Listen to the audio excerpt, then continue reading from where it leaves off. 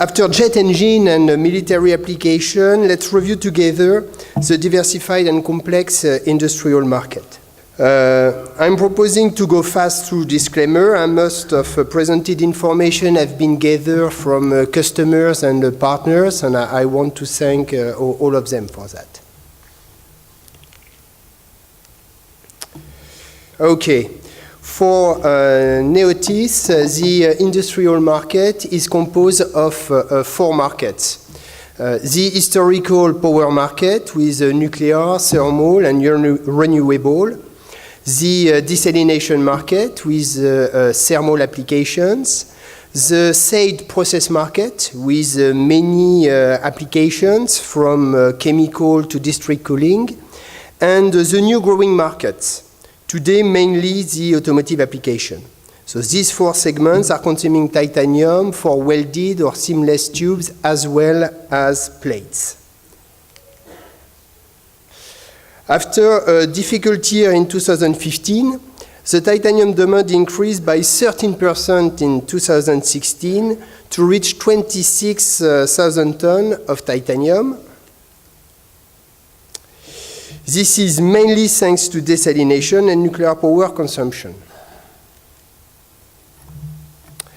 Okay, we presented last year the following SWOT, so I don't ask you to try to read this, it's not a visual examination. I will just sum up what we said 1 year ago. What we said is that titanium kept its competitiveness against other materials, but is still considered as an exotic grade in the industry. Opportunities are existed in nuclear, new energy, as OTEC or automotive, but they are not balancing the drop of demand due to oil and gas crisis and desalination market evolution. So let's see now how the situation evolves since then, focusing on strengths and weakness. Okay, let's start on the strengths. Success of titanium does not only depend on technical performances, we know that it's also depending on its respective competitiveness against copper and nickel. Over 1 year, both copper and nickel prices have increased significantly, which is reinforcing competitiveness of titanium. But unfortunately, I see 3 drawbacks. One is titanium still lacks a clear and reliable index as exists for nickel and copper. This is a major issue for large projects like nuclear or desalination when investors need visibility over 2 years, 3 years per period, or at least references. They can get this with nickel or copper, they don't get that today with titanium. Second issue, nickel price drop since beginning 2017, so the competitiveness of titanium is a challenge. And last point, scrap management. Scrap management for industrial market is a nightmare when it is well managed for the aerospace within a global supply contract. But I think the main weakness of titanium for industrial market may lie in the fact that wide range of historical stakeholders are moving away, expecting better trend on military or aerospace. So this is leading to less flexibility, quality issue, and innovation potential. So there is, I believe, a strong need to rebuild supply chain around this market. Okay, let's review now the markets with the threats and opportunities, so the 4 markets, and let's try to see if we have means to remotivate you to work on this market. Let's start first with the historical power generation. So for the 20% of newcomers, just one reminder, titanium consumption is highly depending on the technology selected for the energy. The consumption of titanium tubes for nuclear will be 0.16 kilogram of titanium per megawatt. It is 1/3 in case of coil energy, slightly late with gas combined cycle, and it is neglectable for renewable energy. So the following chart is quite heavy. Sorry for that. I try to present it briefly. You have here the gigawatt installed per type of fuel, and you have the evolution from 2015 to the 25 and 40 with the contribution of retirement and new install. What is clear here is that the big winner is renewable energy. You see that it is growing from 1/3 to nearly 50% of the installed energy in 2040. And this growth is mainly against the coal energy, when both nuclear and gas will keep their respective shares.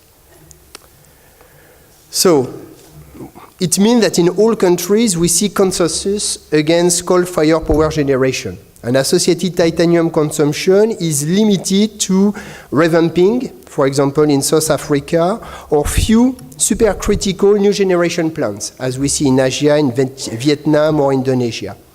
Thus, associated titanium consumption for this coal-fired application will continue to drop till 2018 from about 5,000 metric tons in 2008 to a level we estimate of 2,000 metric tons.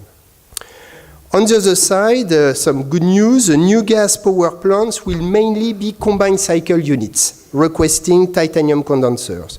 So this will generate a stable consumption over coming years with associated few thousand tons of titanium. Let's move now to a more contrasted application, the nuclear.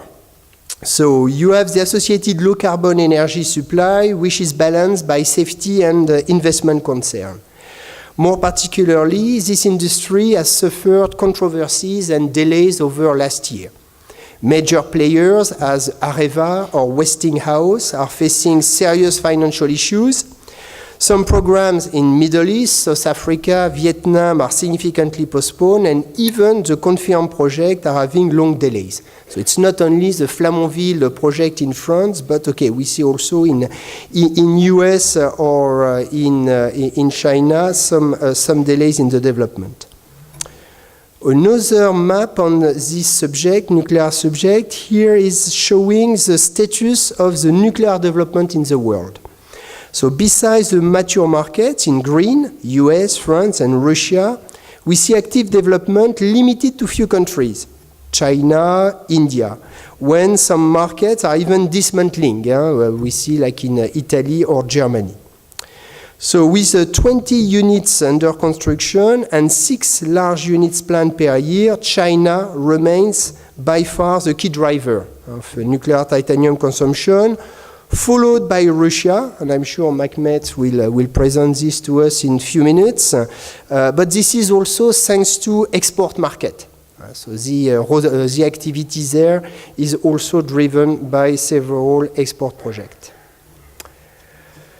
One interesting development in China I want to highlight is the small modular reactors. So besides the traditional large nuclear power plant above 1 gigawatt, Chinese government is strongly involved to support development of these small modular reactors with power output of less than 300 megawatts. This is offering smaller investment, shorter construction period, and enhanced safety. There are today 9 projects under development, both land-based and floating ship-based. Despite what I mentioned initially, renewable energies do not necessarily mean no titanium. Ocean thermal energy conversion is one new application for titanium products. I think there is one specific presentation either this afternoon or tomorrow on the subject, so I recommend you to attend because this is a very interesting new application. Development is very slow, but today we have already 9 potential projects identified. So to sum up, for power generation consumption, we estimate a flat trend, recovery of nuclear and additional renewable energy, balancing the drop of coal-fired power generation. Let's now move to the desalination market. On desalination market, so here, It's again for the 20% of newcomers, very briefly, two designs are consuming titanium, the thermal design, MSF and MED, against the reverse osmosis technology, which is not using titanium. MSF is more favorable to titanium because titanium relative cost compared to copper nickel alloy is better than compared to aluminum brass. And on top of this, with MSF technology, you face higher pressure, corrosive environment, and water in the tube, which is also in favor of titanium. So, on this desalination market, we've seen several bad signals in 2016, unfortunately. First one is on the demand. After several years of continuous growth in water consumption in Saudi Arabia, we have seen a decrease in 2016. So this trend is reducing pressure for new investment. And more important, for the first time since 2011, no major thermal desalination project has been decided in 2016. We are all waiting for Azur North in Kuwait. It has been the old chestnut for a very long time, and people are still today questioning even the design. So this may not come to a conclusion in very short future. On top of this, large projects as Ras Abu Fontas 3 in Qatar are now using exclusively reverse osmosis technology. So you understood, I believe, that present trend on the technology for desalination is not in favor of reverse osmosis will remain the main technology and MSF will drop. But I'm an optimistic guy, so I try to find some positive sign on this market. So two positive signs. One, MED units will remain one option for applications where high purity water is needed or seawater quality is questionable. For instance, industrial application along the Arabian Gulf. And there is a design trend on MED to increase the temperature of operation. And this higher temperature of operation is favorable to titanium. Let's sum up the consumption of titanium for this desalination market. Our forecast is that after a significant drop in 2017, the market will recover with some projects, but nevertheless will remain significantly below 2011 record year. Third market, the process market. Process market, as I explained, this is a very diversified market, and we see that there are many equipment on which we can sell and promote titanium.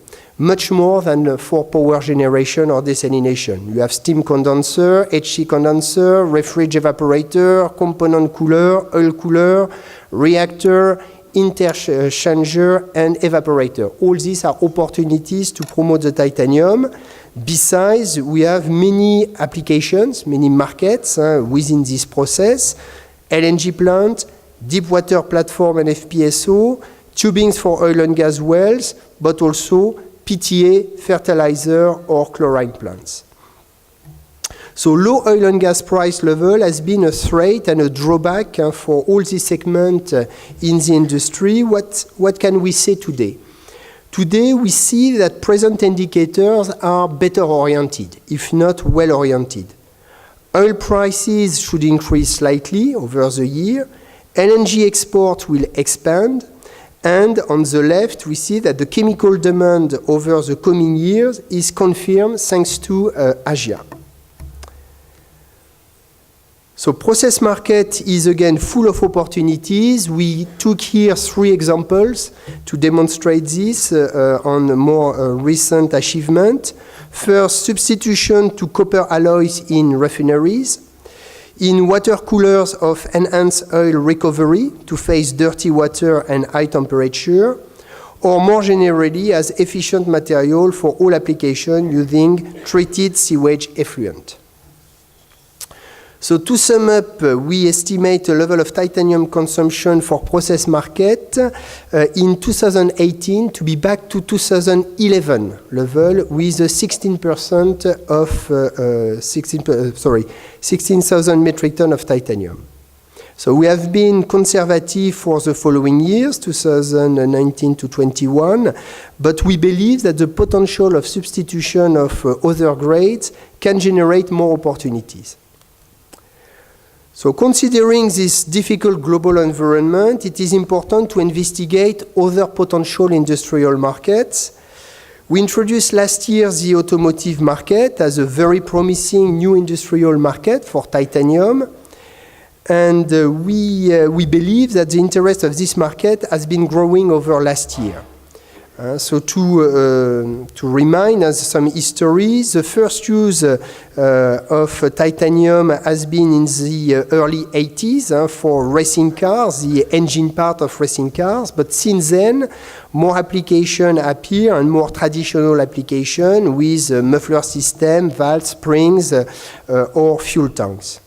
More recently, fuel cell vehicles titanium materials show opportunity for development. So all these applications put together will represent several thousand of metric tons over coming years on a market which is showing also very positive growth and trend. Another interesting market, because quite sustainable, is the electrolysis process, using titanium for analyte. So this is representing about 1,500 metric tons of titanium consumption on yearly basis.